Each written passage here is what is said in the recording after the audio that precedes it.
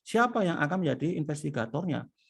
Ya kan? Hanya boleh mengusulkan, tetapi dikabulkan atau tidaknya sepenuhnya adalah penetapan pengadilan. Kalau itu sudah masuk ke ranah pengadilan. Nah, pertanyaannya, apakah investigator yang sudah ditunjuk, misalnya kan ini RUPS-nya menunjuk kan, atau organ PT itu menunjuk investigator, dan investigatornya kebetulan adalah orang yang sangat profesional. Nah, itu kalau itu digunakan sebagai bukti, ya itu nanti harus dicarikan investigator lawan yang konteksnya berbeda, ya kan? Artinya investigator yang nanti sebagai pembanding, itu maksud saya kan itu. Jadi berarti investigator yang ditunjuk oleh pihak internal itu ya mungkin hanya digunakan sebagai bukti. Tapi buktinya masih bisa dibantah dengan adanya investigator lain kalau ternyata investigator lain punya pandangan yang berbeda. Nah itu Pak, jadi konteksnya dalam Undang-Undang PT menurut saya seperti itu. Ya kan? Terus yang kedua Pak, dimungkinkan apa tidak RUPS itu dilakukan tanpa adanya laporan pertanggungjawaban, laporan rencana kerja dari jajaran direksi dan komisaris, sekaligus tanpa adanya laporan audit. Waduh, kalau begitu ya nggak mungkin. Harusnya namanya RUPS itu semuanya itu harus dilakukan. Makanya dalam RUPS itu Undang-Undang PT juga menunjuk harus dihadiri oleh notaris dan harus dibuat berita acara. Kalau itu ada tiga-tiganya tidak ada, ya berarti RUPS itu hanya membahas kegiatan rutin dari PT. Ya, karena ini kan kemungkinan kepentingannya hanya untuk perpanjangan masa jabatannya direksi, Pak. Gitu oh, kalau konteksnya tidak terkait dengan nasib PT, ya sebenarnya terkait dengan nasib PT, tetapi tidak begitu krusial, ya nggak apa-apa. Artinya hanya kaitannya dengan kegiatan rutin saja. Ya, soalnya kami dihadapkan ketika ada notaris bisa berpendapat seperti itu, sementara kami mengacu ke Undang-Undang PT itu mewajibkan, Pak. Iya, dari konteksnya. Jadi, Undang-undang itu mewajibkan kalau memang nggak ada audit ya berarti batal demi hukum RUPS-nya kan iya. gitu. Ya itu saya katakan ya memang sebenarnya harusnya batal demi hukum.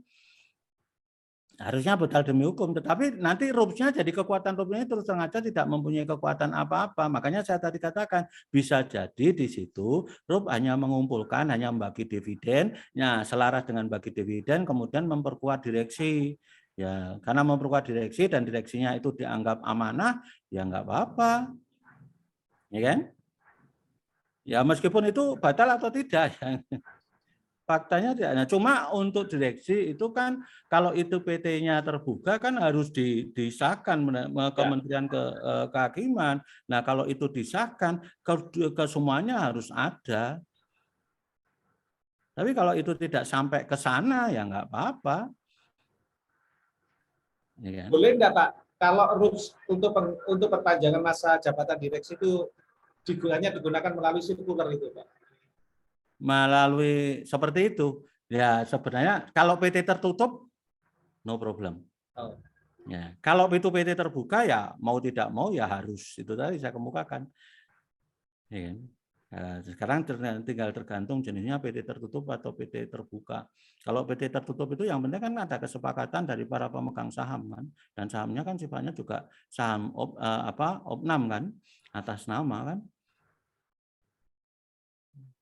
Nah itu kalau dalam konsep itu, menurut pemahaman saya loh ya. Oke, mungkin ada lagi monggo di kaitannya dengan case-case yang mungkin lebih Bapak butuhkan.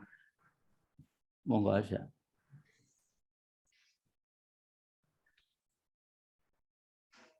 Apakah ada lagi Pak Dodi? Ya, ada masih Pak. Ya. Ketika pemegang saham, Pak, pemegang saham mayoritas sekaligus menjadi direktur utama. Bolehkah dia dalam kapasitas pemegang saham itu langsung menggugat direksi yang lain, Pak? Dalam kapasitas kasusnya? Ada penggelapan, Pak, penggelapan dana. Kalau ada penggelapan dana di situ harusnya direksi pemegang saham mayoritas sekaligus direksi itu, atau kalau dia kedudukannya sebagai direksi ya melakukan tindakan-tindakan sesuai dengan peraturan perusahaan, ya bahwa direksi lain yang melakukan penggelapan itu ya harus dilakukan proses tindakan-tindakan tertentu dulu sebelum dia mengajukan gugatan. Artinya posisi direksi yang lain itu harusnya dikeluarkan dulu.